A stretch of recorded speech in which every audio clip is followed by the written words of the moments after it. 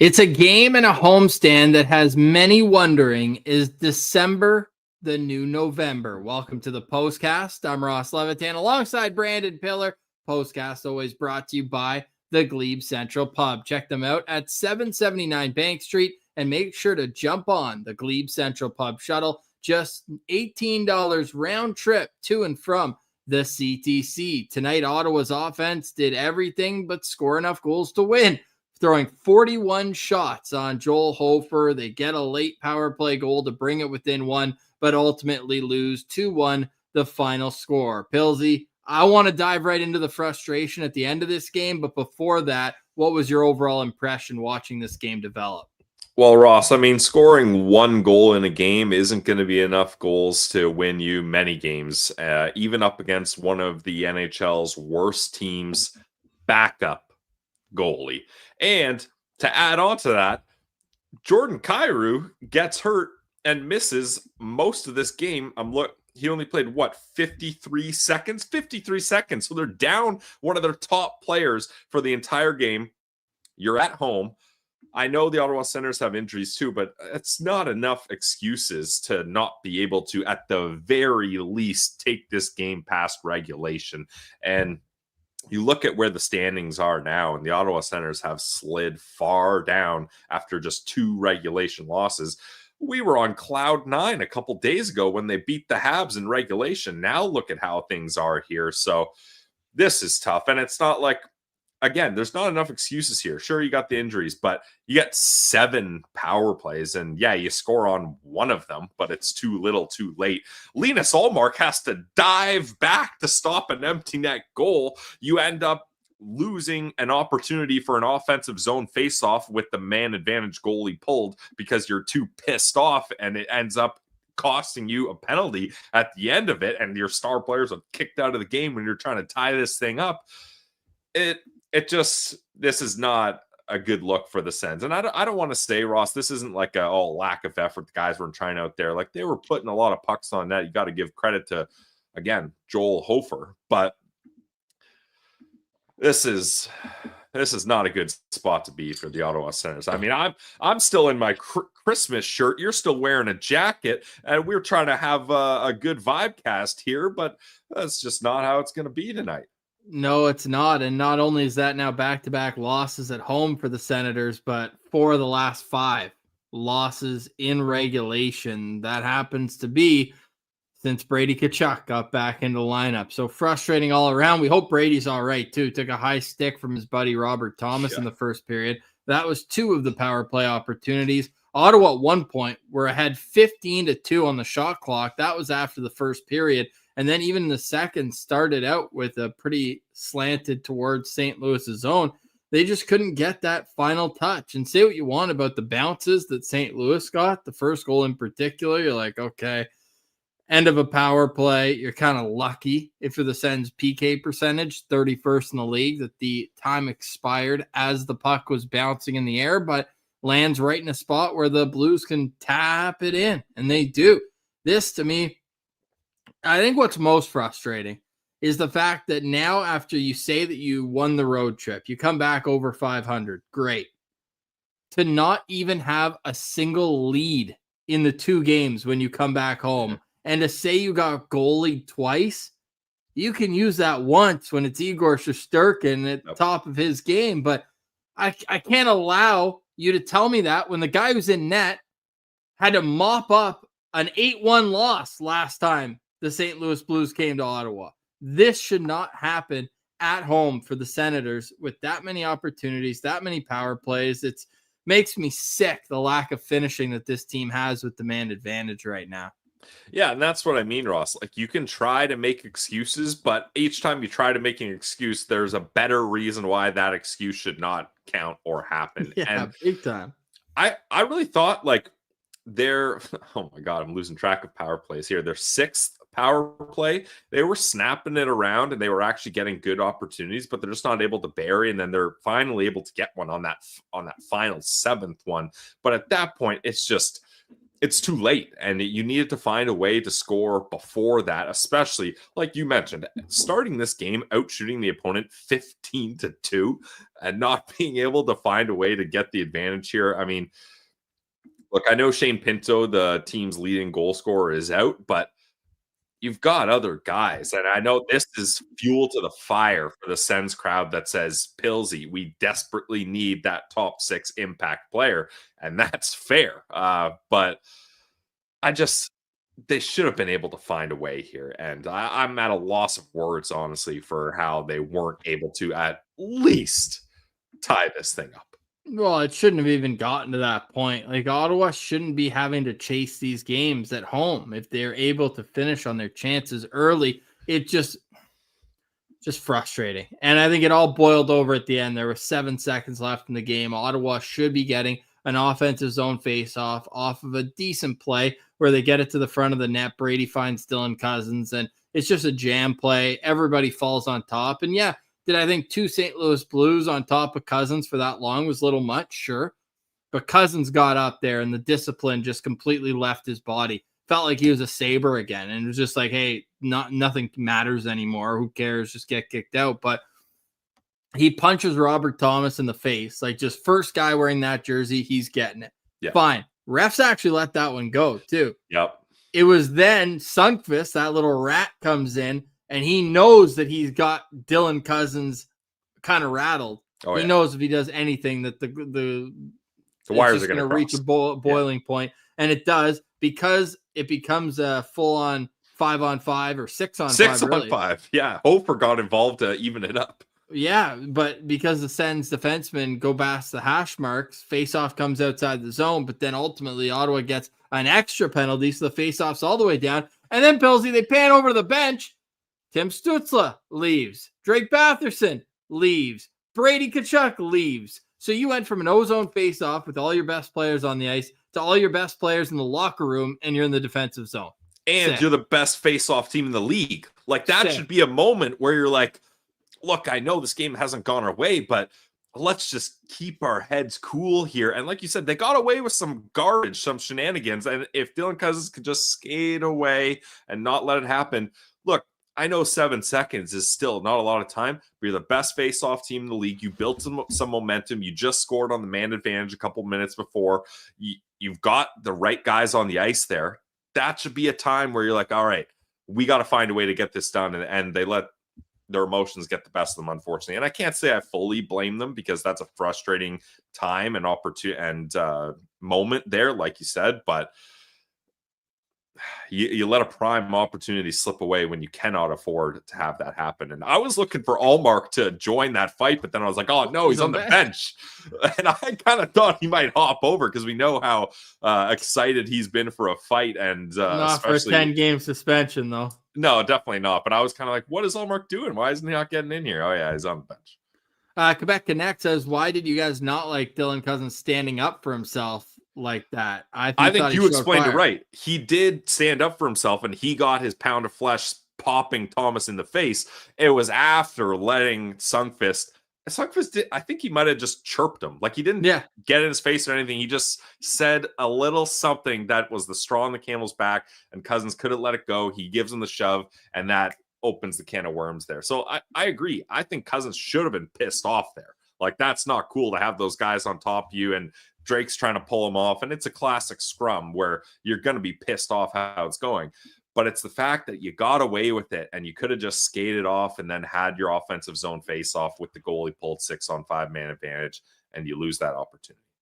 Yeah, and he replies saying the game was over at that point, boys. But, like, you can't act like that with 7 seconds left. You got to assume that you win the face-off. Crazier things have happened. Just ask the St. Louis Blues when they let in a goal with 0.6 seconds left to lose, or to end up getting tied in the playoffs in Game 7, and they lose in double overtime. And you don't have the luxury of being like, whatever, this game's over. You're fighting for your playoff lives right now. And other teams in the Eastern Conference, Montreal Canadiens, just won in a shootout. You're sliding down into the standings here. You got to leapfrog 5 teams now just to get an opportunity at a playoff position. I know it's early, but like, these are important points. A offensive zone faceoff with 7 seconds left up against one of the worst teams in the league. You need that. Yeah, and it did not happen tonight. Senators lose 2-1 to the St. Louis Blues. Ottawa with 41 shots on goal, 20 for the Blues. Ottawa's power play goes 1 for 7. St. Louis 0 for 1, but they did score right after the time expired on a penalty. St. Louis gets the edge in faceoffs tonight, 50.7%. That's the second game in a row where Ottawa's lost in the dot. Ottawa with 25 hits to St. Louis is 22, and the Blues blocked 21 shots to only 10 for Ottawa. The expected goals, no surprise with the shot totals, well in favor, 58.7% for the Ottawa Senators. But the only stat that matters is they're leaving here with 0 points, Pilsy. Not even one in this 2-game homestand. And then you look at it, Ross, losing in regulation to the Blues, a week ago? Like, you're looking back at this season, the Blues might finish with a top 5 pick, and you lost both games in regulation to them. Ugh. There was a few positives, though, in this game. We'll get to our SensCentral standouts after a quick word from some of our favorite sponsors. The postcast is always brought to you by our friends over at the Glebe Central Pub. Check out the GCP where the vibes are free at 779 Bank Street. Let them know that Locked On Senator sent you. You can also get on the Send Shuttle. It's going to the CTC for all December home games. Get your tickets at GlebeCentralPub.com. The bus leaves the pub an hour and 15 minutes before the game and then brings you right back down to the GCP afterwards. Tonight's shuttle was sold out. Love to see it. Let's keep that rolling on Tuesday against the New Jersey Devils. And you can also make sure to check out the Glebe Central Pub for great food, awesome drinks, and an atmosphere to match. They got something going on almost every night of the week. So go visit them this Monday for wing night and more at 779 Bank Street and let them know that Locked On Senators sent you. And the perfect combination with the Glebe Central Pub shuttle is tickets to the game, and do that with Game Time. And guys, exciting times. The World Cup is coming back to North America for the first time since 1994. 48 teams for the first time ever. It's going to be massive. We've seen the draw. We know who Canada will be have in their grouping. So get your tickets. But tickets can be hard sometimes to come by. That's why the Game Time app is clutch. Finally giving fans a real advantage when it comes to snagging seats. With Game Time, you can track price drops in real time, get alerts when great seats open, and buy tickets the moment they hit the app. It puts the power back in your hands and makes going to the World Cup realistic instead of impossible. They got the seat viewfinder, so you can see what the pitch is going to look like exactly from your seat before you buy. Prices include the fees up front. I love that. So you know what you're paying. No last second surprises at checkout, and alerts for teams and matches make it easy to grab tickets the moment they drop instead of missing out. So take the guesswork out of buying World Cup tickets and every match, concert, or sporting event with Game Time. Download the Game Time app, create an account, and use code LOCKEDONNHL for $20 off your first purchase. Terms apply. Again, download the app, make an account, and use code LOCKEDONNHL for $20 off. Swipe, tap, ticket, go, Game Time. Welcome back to the postcast. I'm Ross Levitan alongside Brandon Piller here, a part of the Locked On Podcast Network, the #1 sports podcasting network. And the Senators frustrated tonight. 2-1 the final score. Senators just dominating the shot clock in this one, but it did not matter one little bit. Can you point out something positive that happened tonight, Pilsy? Because I'm kind of at a loss. I think I'm a little full diaper after tonight's game. I think this was a game where, look, we don't always hang our hats on the deserve to win a meter on moneypuck.com, but Ottawa wins this game 85% of the time, according to them.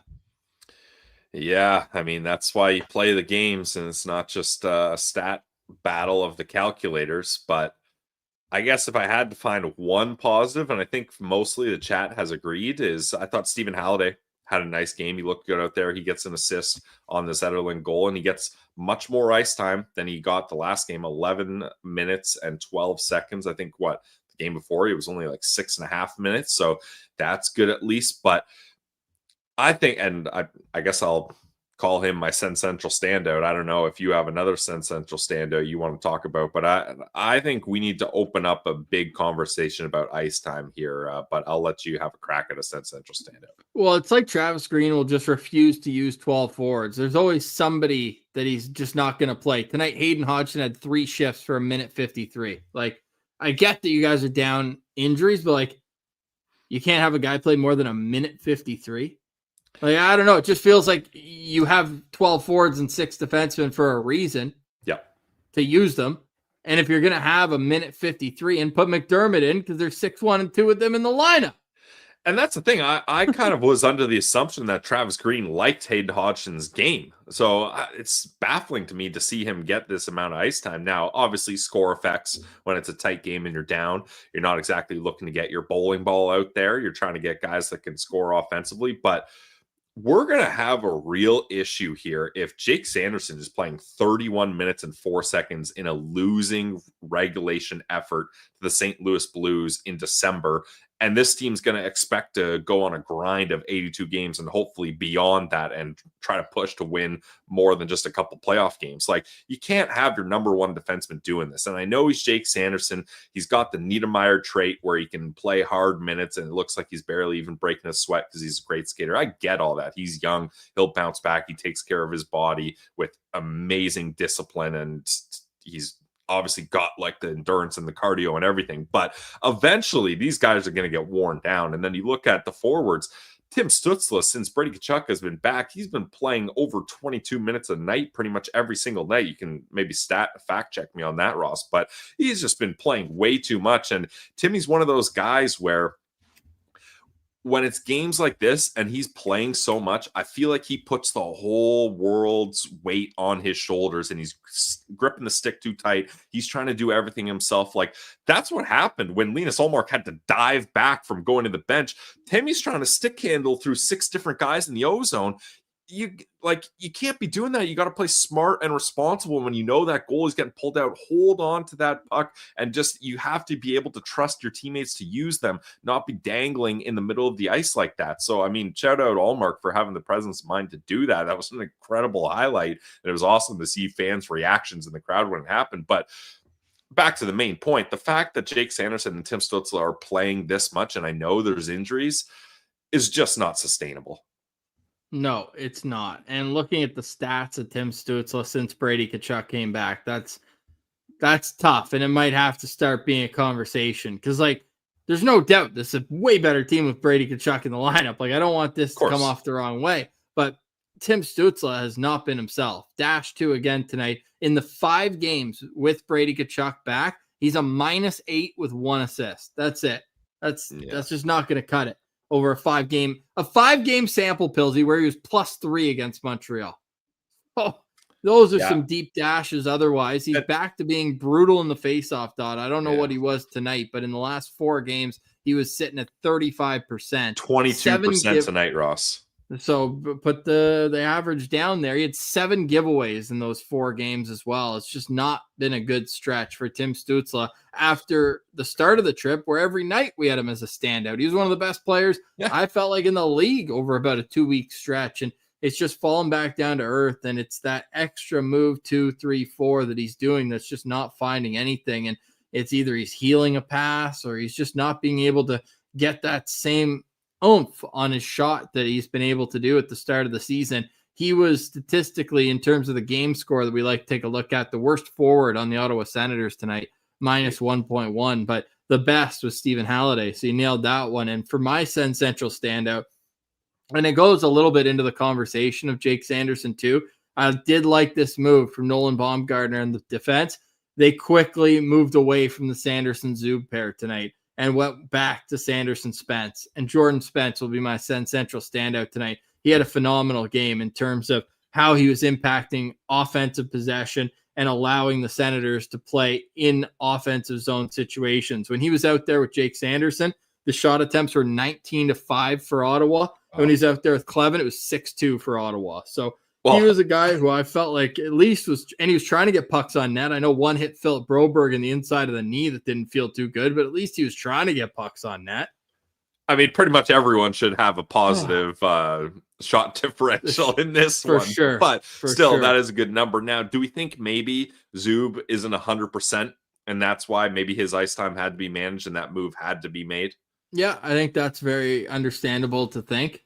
Yeah. Yeah, that could be a Only factor. played And 14:46 in this game. not that Sanderson Spence isn't a good pair. We've liked what we've seen most nights, but yeah, that's that could be a factor for sure. Because I mean, with the way this decor is, having Dennis Gilbert in here and no Zub and no Shabbat, that's a real weak decor that is not what you're hoping to deploy here. So I can see why maybe they're like, look, Zub, if you're at 80%, we need you here. And yeah, he gave him what he had, man. Yeah.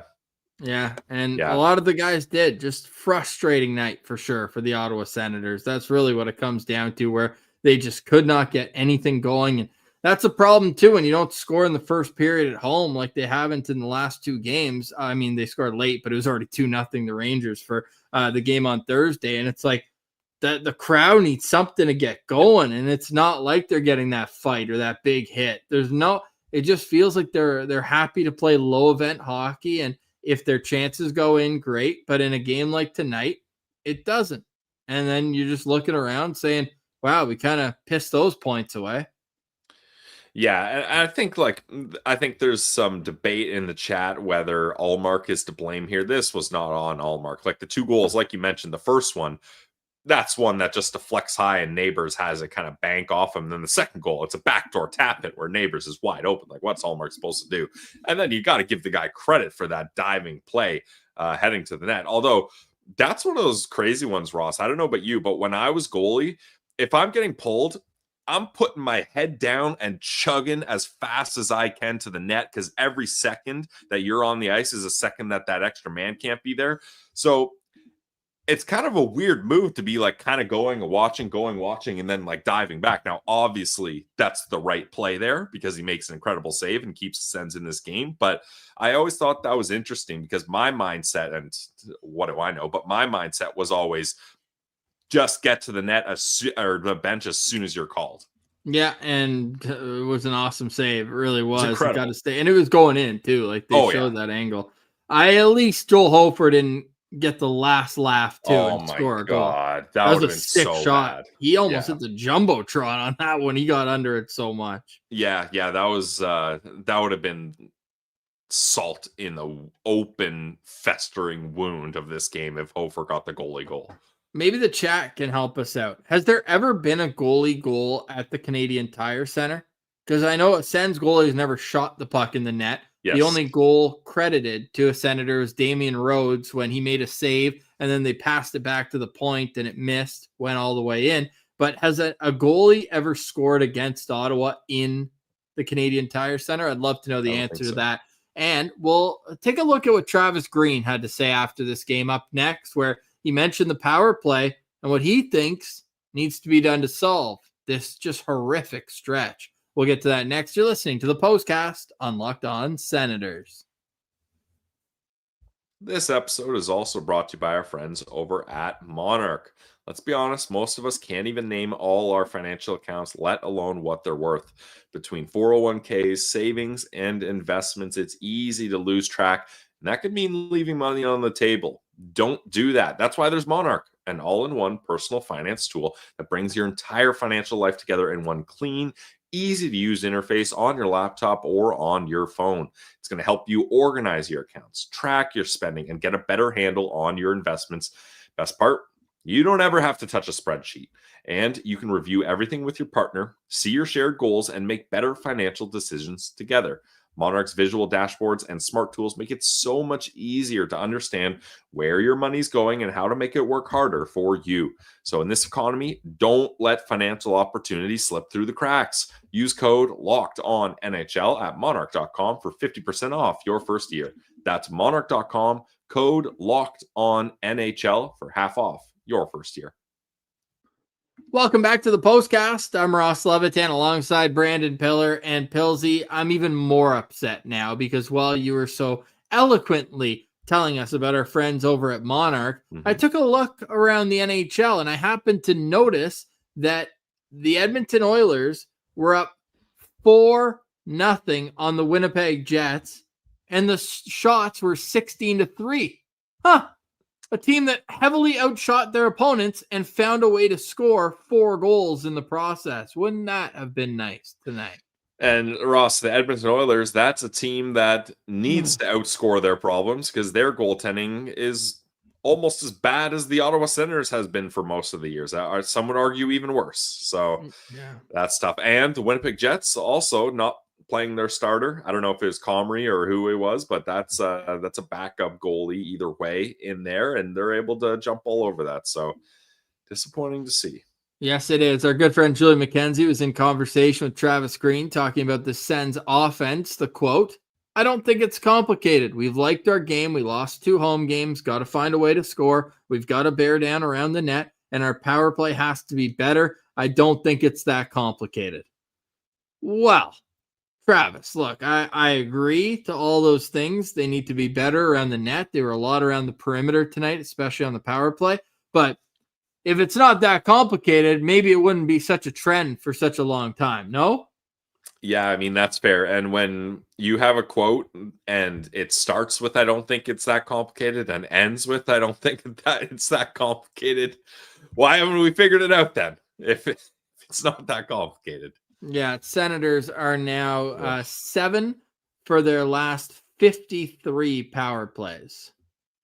And like they scored 2 power play goals against the Rangers, but they did it in a game where they just didn't score any other way. So you need to have all systems go. And all of a sudden, like this is going to be a really angry New Jersey Devils team coming to town. They lost 4-1 tonight to the Boston Bruins. They're a team that is playing well below what the expectations were for themselves going into this season. And obviously they've got key injuries as well. They're above 500, but their fan base is very, very prickly with the way they've been playing of late. So it's not going to get any easier tonight. This felt like the one on the homestand that you had to have. And now Ottawa's going to be in a situation where you really have to have it against the New Jersey Devils because the fans who stayed up late and watched this team at all sorts of stupid times across that road trip, they bought their tickets to these 2 games and they haven't seen their team lead. They haven't seen their team come out and score first. They just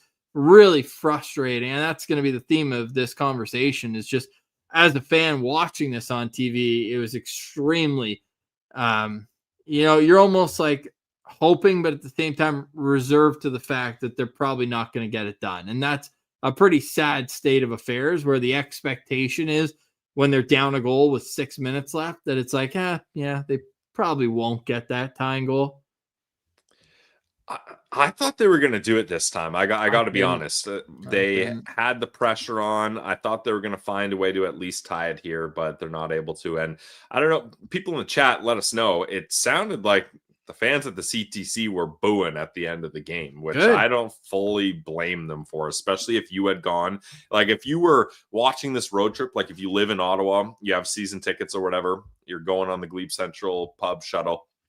And you're like, I'm so excited for them to come home off a big win in Montreal. You go to the New York game, you're like, okay, that sucks.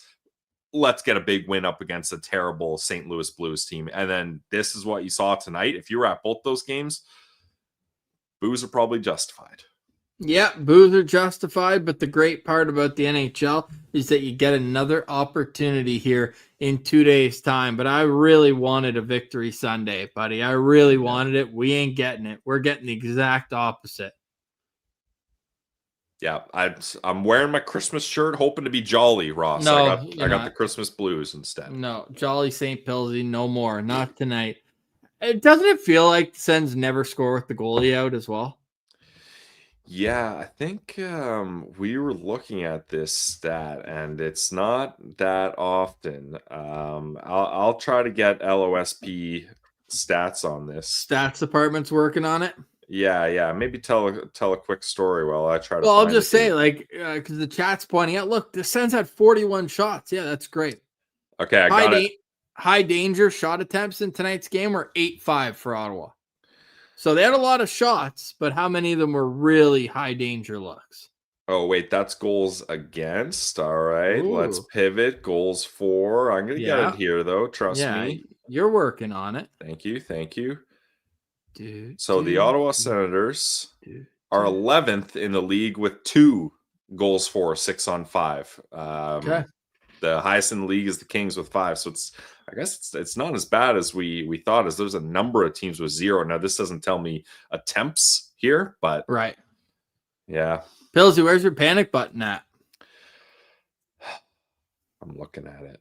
Are you? No, don't grab it yet. But I'm not grabbing it, but to answer the question, it is sitting on my desk. Okay. The Hello Darkness, My Old Friend song is playing. No. I'm not thinking about pressing it, but it's just sad, Ross, that I haven't been able to put it away. A couple weeks ago on this road trip, Ross, you and I said to each other, man, how great is it to be this confident in this team here? Yeah. That was without Brady Tkachuk or Thomas Chabot in the lineup. Like, we didn't think things were going to get worse here. Now, Thomas Chabot obviously not back, and Shane Pinto and Lars Eller are 2 guys that are now not here. But well, darn it, we didn't even touch on that because Saturday morning news, Shane Pinto had at least 2 weeks. Yeah, at least. Yeah. Now, luckily, the good part of that is no surgery, so that's good. But great. 2 weeks is tough here, as this is going to be a big stretch for the Sens with the teams that they have coming up here. Did you ever press the panic button last season? Oh, yeah, after the Vancouver game first. No? Nope. I have a picture of me millimeters away from pressing it. I will upload it here for you, Ross, to show the people, but I did not press the panic button, and I was told I was a fool for not pressing it, and they made it to the playoffs. Okay. There it is. I was so close, and you could tell it's November. I got the greasy mustache. I was so close to pressing it. I did not press it. I had people in the chat being like, Pillsy, you're an idiot. Just press it. You got to smash it. We were having our therapy session with Kyle from Locked On Canucks, and I said, nope, I can't do it. I'm not panicking yet. I was almost going to press the panic button, ironically, when the Sens lost that terrible game to the St. Louis Blues in the preseason. I was close to pressing it there. Yeah. You know what the good news is? No more St. Louis Blues. Yeah. Oh my God. Another season series. No more LA Kings, no more St. Louis Blues. That's it. Those 2 for the teams regular season. Those 2 teams that took 4 out of 4 against the Ottawa Senators this season. So they need better efforts against Western Conference teams, but that's the only kind of silver lining that we'll say in this game, is that if you're going to lose, allow them to be to these Western Conference teams and save some wins in regulation for the games that are ahead against Detroit, against Toronto, against Buffalo. Please beat Buffalo, please. And obviously Montreal, who Ottawa got the win against the other day. Pillsy, any final thoughts on tonight's postcast after a 2-1 loss? Final thoughts is I'll try to shed some positivity, Ross. The Belleville Senators got a win today up against the Laval Rockets, so that's nice. We said we wanted them to get 2 points at least, so they did that, but I'm not able to spin much positivity here. I mean, I guess one thing we didn't mention, Ross, that I feel like deserves to be mentioned, Fabian Zetterlund with another goal tonight, so it's good that he's really keeping this hot streak going, and he's found his offensive touch and is producing now, but I mean, it seems like not even worth mentioning much when it's a 2-1 loss here. Yeah, I would say so. And Stephen Halliday with an assist, primary assist for him. So that was nice to see. He kind of bounced around on a couple different lines tonight. Played 1:40 actually with Stützle and Zetterlund, and it was 4-1 shot attempts for them. He actually got a great shift with them right after the tying goal, where they put him back out at 5-on-5, and I thought Halliday looked good. So that's another good thing to take in the right direction. But man, Tuesday's game just got pretty big. We'll see what happens between now and then in terms of any roster moves or what, because you could tell when they panned up to the box with Steve Stais, Dave Poulin, and Sean Tierney, they were not in a good mood, it didn't seem like, in the third period, and I don't blame them for that at all. Yeah, I think we're going to open up the conversation. I know the chat is going crazy about Kaliev being an option here. I think we're going to score tonight. I don't know. I mean, I assume so. I haven't checked the box score, to be honest. I just saw the Peelsy got the game winner. Oh, hell yeah, captain. We're going to open up that conversation on Monday's episode of Locked On Senators podcast, though. Okay, yeah, we will do that. And it was Jorian Donovan, Philip Dowd, and Garrett Pilon, and Scott Harrington that scored. So no points for Arthur Kaliyev. Maybe quiet quitting after not getting the call up instead of Hayden Hodgson. Just kidding. But first time in a long time that we haven't had Kaliyev get any points. He had a team high 4 shots on goal, though. My final thoughts, thought it was really cool. Look, I'm not a huge fan of the ring the bell thing. I think it's a bit corny, but if you are going to do it, have great causes for it. And PWHL Ottawa Charge coach Carla McLeod just announced recently that she's going through breast cancer treatment. She said, hey, everything's going to be all right. Got it caught early. We're going to be all right. But really cool to see her with her whole team there to support her and have her ring the bell wearing the Hockey Fights Cancer jersey. So really important moment in Ottawa tonight. Yeah, that's awesome. And that's especially awesome, Ross, because it's common practice for, cancer survivors to ring that bell as like an emphatic moment. So that's super cool. Yeah, no doubt. Hopefully the Senators can get 2 points on the board on Tuesday. Plenty of time between now and then to break this down on Monday's Locked On Senators. Got great news coming on Monday, too. New initiative from Locked On Podcast Network, and we're really looking forward to announcing what that is. For all the people that are like, LOSP is on my top Spotify rap, top YouTube rap.